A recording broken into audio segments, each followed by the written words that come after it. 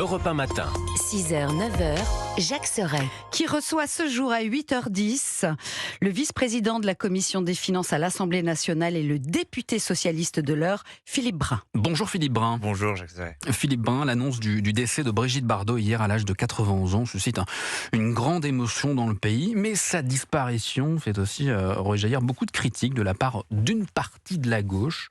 Est-ce que vous faites partie de cette gauche qui, en cette période de deuil, d'hommage, ose s'en prendre à l'icône Bardot?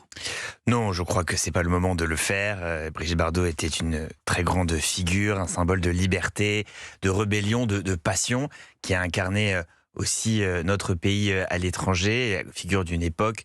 Évidemment, nous regrettons sa disparition. Quant à ses engagements politiques, il sera bien temps, en quelques jours, quelques semaines, d'en parler, mais ce n'était pas une femme politique. Et donc moi, je fais de la politique avec des gens qui s'engagent en politique. Alors, nous pleurons une légende du siècle, c'est ainsi qu'a réagi Emmanuel Macron.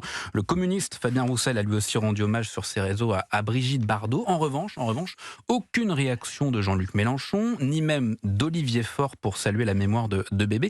Pourquoi le premier secrétaire de votre parti, le Parti socialiste, n'a toujours pas réagi selon vous ? Écoutez, en tout cas, je réagis à votre micro. Nous regrettons évidemment cette disparition. Disons à quel point Brigitte Bardot a apporté au rayonnement de la France à l'étranger. Nous disons quelle grande actrice elle a été. Et nous disons à quel point cette perte, évidemment, résonne dans de nombreux foyers français. Voilà. Il n'y a pas de gêne au sein du Parti socialiste ? Non, il n'y a pas de gêne à avoir. Bon, nous connaissons à la fois son parcours, nous connaissons aussi ses condamnations. Nous réprouvons évidemment son engagement politique, mais on n'est pas là pour faire de la politique. On parle du décès d'une très grande actrice. Si Brigitte Bardot est connue aujourd'hui, c'est parce que c'est une grande actrice, pas parce qu'elle était engagée en politique. Ce matin, Éric Ciotti demande solennellement au président Macron d'organiser un hommage national à Brigitte Bardot. Est-ce que c'est quelque chose que vous souhaiteriez également ? Pourquoi pas? On l'a fait pour d'autres figures, on l'a fait pour notamment Johnny Hallyday. Si le président de la République le décidait, je vois pas pourquoi il faudrait s'y opposer. Très grande figure qui a marqué l'histoire, qui est connue dans le monde entier. Si le président de la République en décidait, je ne vois pas pourquoi il faudrait s'y opposer. J'aimerais revenir avec vous, Philippe Brun, également sur ce qui s'est passé vendredi après-midi dans le métro, sur la ligne 3, en plein centre de Paris. Un homme armé d'un couteau a attaqué 3 femmes. Alors il s'avère que cet individu n'avait rien à faire sur notre sol, de nationalité malienne, en situation irrégulière. Il avait déjà été condamné l'an dernier pour vol aggravé et agression sexuelle. Il était sorti de prison en juillet. Il avait fait l'objet d'une obligation de quitter le territoire, peu placé en centre de rétention administrative pendant 90 jours, avant de ressortir libre avec assignation à résidence. En août dernier, le Conseil constitutionnel avait censuré l'allongement à 210 jours de la durée de rétention pour les étrangers dangereux. Cet individu n'est donc pas resté plus de 90 jours en CRA. Avec le recul, est-ce que vous regrettez cette décision des sages? Est-ce que vous ne regrettez pas aussi la position du Parti socialiste qui s'était opposé à l'époque à l'allongement de cette durée de rétention?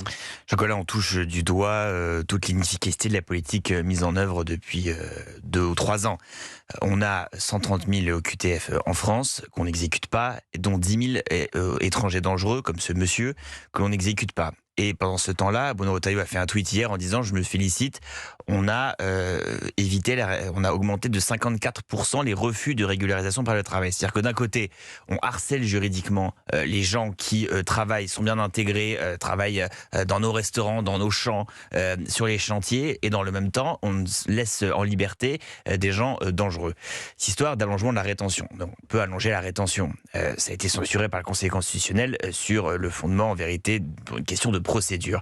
Mais imaginons qu'on l'ait allongé. S'il n'y avait pas de laissez-passer consulaire, le monsieur serait sorti au bout de 210 jours. Il aurait toujours été aussi dangereux.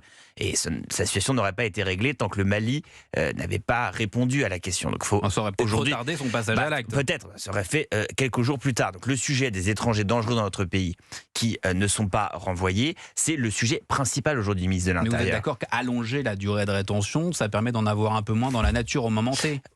Oui, enfin, après, ils sont au moment T+10. Donc, à quoi ça sert que ce moment T+10 au moment T? Le problème, c'est qu'il y a des gens dangereux qui restent sur le territoire français, qui n'ont rien à y faire. On passe notre temps à embêter des gens qui, eux, travaillent, sont bien intégrés, ont un logement, une famille, des enfants qui travaillent bien à l'école, et on décide de laisser en liberté. Il y en a 10 000 aujourd'hui. Il y en a 10 000 étrangers dangereux qui ont fait l'objet d'une obligation de quitter le territoire français, et il n'y a pas d'expulsion, pas d'éloignement. Moi, je dis, ministre de l'Intérieur, il doit se concentrer sur ces 10 000-là. Il doit négocier avec les pays d'origine. Ce que vous dites, c'est en attendant l'expulsion, est-ce qu'il ne faut pas les mettre hors d'état de nuire, les enfermer? C'est ce que souhaite une partie des Français aujourd'hui. Et puis, la Déclaration des droits de l'homme et du citoyen, on n'enferme pas quelqu'un sans raison. Si ce monsieur est dangereux et qu'il a commis un certain nombre de méfaits, eh bien, il doit être emprisonné. C'était le cas avant. Bien, s'il est libéré, il faut des mesures d'accompagnement et de surveillance. S'il est particulièrement dangereux, il était assigné à résidence. Quel a été le contrôle de son assignation à résidence? Bref, si ce monsieur était dérangé psychologiquement, il doit y avoir un suivi. Est-il normal qu'on laisse ces 10 000 étrangers qui ont commis un trouble à l'ordre public, qui sortent de prison, qui sont des gens dangereux, est-il normal qu'on les laisse sur le territoire français, qu'on ne les expulse pas? Quand dans le même temps, les expulsions qu'on fait, c'est des braves familles de gens qui travaillent dur. Moi, je dis aujourd'hui, la politique d'immigration, elle marche sur la tête. Donc concentrons-nous aujourd'hui sur les étrangers dangereux et exécutons enfin ces obligations de quitter le territoire français. Mais par exemple, il y a 14 pays européens, dont l'Allemagne, la Belgique, qui appliquent un délai de rétention de 18 mois, quand en France, c'est 90 jours. Oui, alors après, on est le pays d'Europe qui a le plus grand nombre de places en CRA. On est aussi le pays d'Europe qui, en chiffres, fait le plus d'éloignements. Je rappelle que quelqu'un qui arrive en centre de rétention, 40% d'entre eux sont effectivement éloignés. Donc on peut discuter de la durée. Franchement, c'est pas un casus belli. Le vrai sujet, je rappelle, c'est que quand bien même il y avait cette durée, s'il n'y avait pas de réponse du Mali, il n'y avait aucune réponse du Mali. De toute façon, il serait sorti au bout des 210 jours, 300 jours, 400 jours, comme vous voulez. Il faut prendre des mesures contre les pays qui ne reprennent pas leurs ressortissants. En tout cas, il faut une vraie pression diplomatique qui soit faite. Là aussi, ça doit être une priorité. On a beaucoup parlé de l'Algérie, à tort d'ailleurs. L'Algérie, c'est que l'année dernière, ça représentait 2500 éloignements. Je rappelle par exemple l'Albanie, c'était 1600 éloignements. La Géorgie, 1500 éloignements. On parle moins de ces pays-là. Il faut évidemment une pression diplomatique qui soit forte. Et il faut aussi des mesures de surveillance pour les étrangers dangereux. Je le dis, il y en a 10 000 aujourd'hui sur notre sol qui ne sont pas renvoyés. Il faut qu'il y ait un suivi psychologique, notamment pour ceux qui sont concernés. Philippe Brun, député socialiste de l'Eure, vous êtes aussi président de la vice-président de la Commission des finances à l'Assemblée nationale. On va parler du budget de l'État, si vous le voulez bien. Comment voyez-vous les choses pour la rentrée 2026, justement, par rapport au blocage budgétaire? Est-ce que Sébastien Lecornu, par exemple, va devoir dégainer le fameux article 49.3?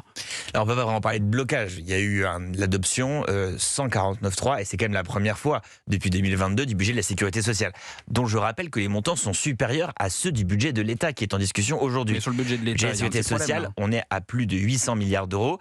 Le budget de l'État, on est à un peu plus de 400 milliards d'euros. Donc le budget de la sécurité sociale, il a été adopté 149.3 grâce à un compromis que nous avons trouvé. Il n'y a pas de blocage. Ensuite, pour le budget de l'État, on avait commencé à trouver un compromis et nous sommes arrivés en commission mixte paritaire. Vous savez, c'est la réunion entre les députés et les sénateurs. Ouais, ça n'a pas fonctionné. Et au bout d'un quart d'heure, le rapporteur général du budget du Sénat, à la demande de Bruno Retailleau, a dit la réunion est terminée, nous ne souhaitons pas discuter. C'est donc Bruno Retailleau qui a décidé de prendre en otage le budget de la France. On a donc dû faire une loi spéciale et là on redémarre à l'Assemblée dès le 8 janvier et le 8 janvier, on va essayer de trouver un compromis et nous espérons l'adoption du budget à la mi-janvier. Donc pas de 49.3, vous ne souhaitez pas de 49.3? Écoutez, c'est pas notre problème. Ça, c'est le sujet du gouvernement de faire passer son budget. Ça faisait partie des conditions du Parti socialiste. Nous avons dit, Olivier Faure et Boris Vallaud ont dit que ce qui comptait pour nous, c'était pas la méthode de vote, mais le texte de compromis. Et donc, ils ont dit très clairement dans 2 interviews, l'un dans le Parisien, l'autre dans Libération, que s'il y avait emploi du 49.3, notre censure, elle n'arriverait que si le texte n'était pas un texte de compromis. Donc, nous, ce que nous demandons aujourd'hui, c'est de discuter pour obtenir ce texte de compromis. Il y aura des réunions dans cette semaine, d'ailleurs, entre Noël et le jour de l'an. Il faut un texte de compromis qui passe par 49.3, c'est ça l'idée? C'est ce qui s'est passé l'année dernière.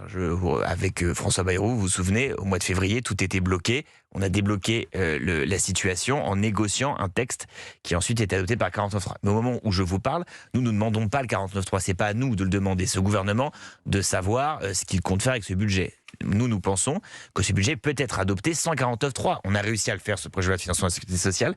On a réussi à le faire pour le projet de loi de finances de fin de gestion. Ça n'a pas fait la une des médias. Mais bon, c'était un texte budgétaire qui est passé grâce à l'abstention des socialistes et des écologistes. Nous pensons que ce texte peut passer également sans 49.3. Un dernier mot, Philippe Brun. Il y a un an, lorsque Emmanuel Macron a prononcé ses vœux aux Français, il promettait de redonner la parole aux Français via des questions, via un référendum.